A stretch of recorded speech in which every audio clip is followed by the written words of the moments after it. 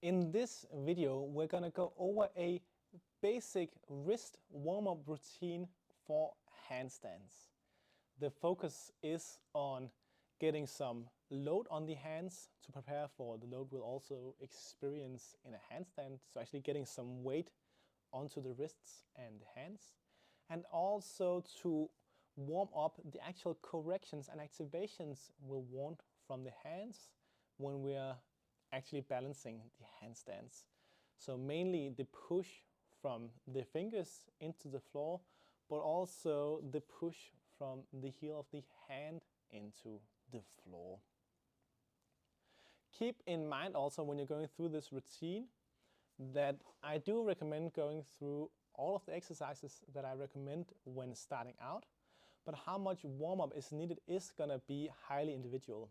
Some people can almost just wave the hands around a little bit and they'll be all right going up onto their handstands, while others will need quite a while to actually feel ready to put the pressure on their wrists.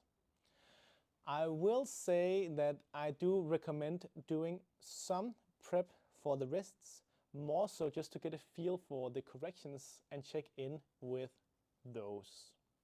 All of the exercises we're going to go through, I recommend doing a total of 8 to 20 reps. Keep in mind that this is supposed to be a warm-up, so you should be feeling more ready to get up on your hands by the end of the routine, not feeling like your wrists are already so smashed that you are basically ready to end this session, right? So it should leave you prepared, not locally fatigued too much. We're going to be working from a kneeling position on all fours basically, and for all of the exercises you're going to be able to make them slightly harder and more intense by moving the knees further away from the hands, getting more into a plank position, which is going to put more weight on the wrists, and make them slightly easier by moving your knees closer towards the hands.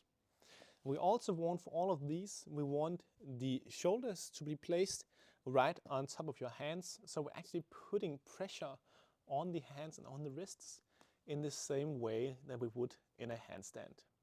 Last thing I want to mention before getting into the specific exercises is that you want to perform these exercises as close to how you would be doing your handstands, meaning that you want the width between your hands to be more or less the same as you would have in your handstands, which should be around shoulder width, plus minus a bit, and keeping the arms straight and locked. For the first exercise, we're just gonna walk our hands in place, but every time I lift my hand and put it down again, I'm gonna turn it about 90 degrees.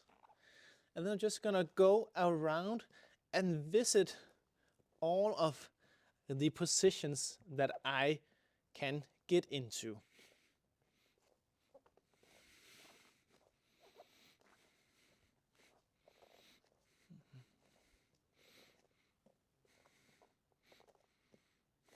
Next exercise is going to be wrist push-ups. You're going to think about trying to push this area, the underside of your knuckles, into the floor, keeping this area of your hands in contact with the floor as you try to lift the heel of your hands as far up as you can. It's going to look something like this, pushing my knuckles into the floor to let my heel of my hands lift off.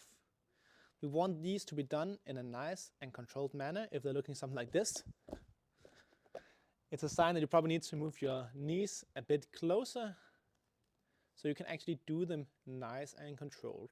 Don't worry if you are not able to raise your heel of your hands higher than this, for example. As long as the heel of your hands are lifting from the floor, you are getting the main benefits out of the exercise.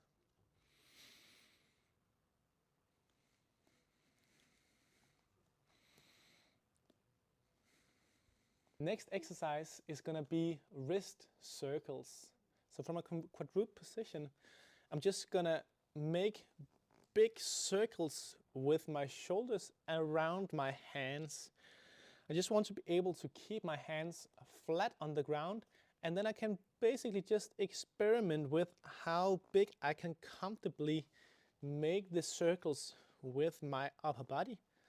And of course, you'll want to do both directions here.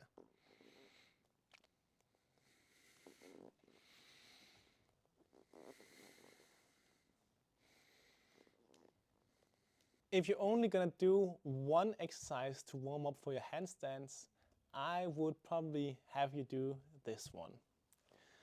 You're just gonna set up with your shoulders right on top of your hands, and then you're gonna first spend 3 seconds trying to push your fingertips into the floor.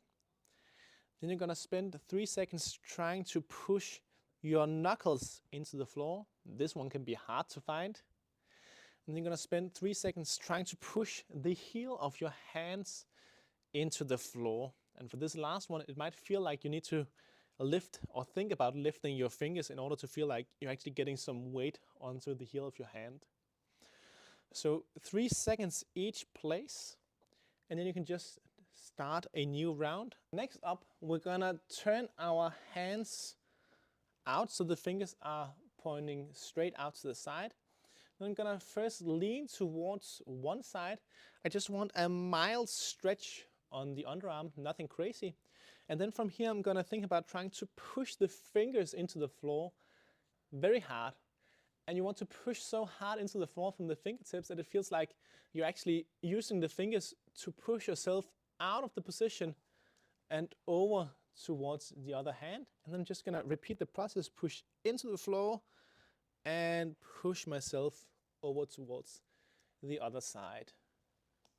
And this idea of using the push from the fingertips to initiate the movement is really what makes this variation valuable. So don't just move the upper body from side to side.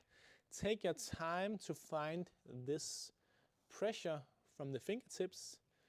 Quality over quantity really is a thing here. The last exercise I would make optional, so if you're feeling ready, warm in your wrists, you could just go ahead and get started on your main session.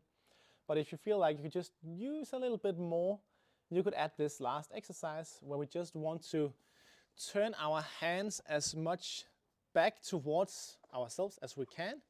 And from this position, we're gonna sit back towards the heel, trying to keep our palms flat on the floor.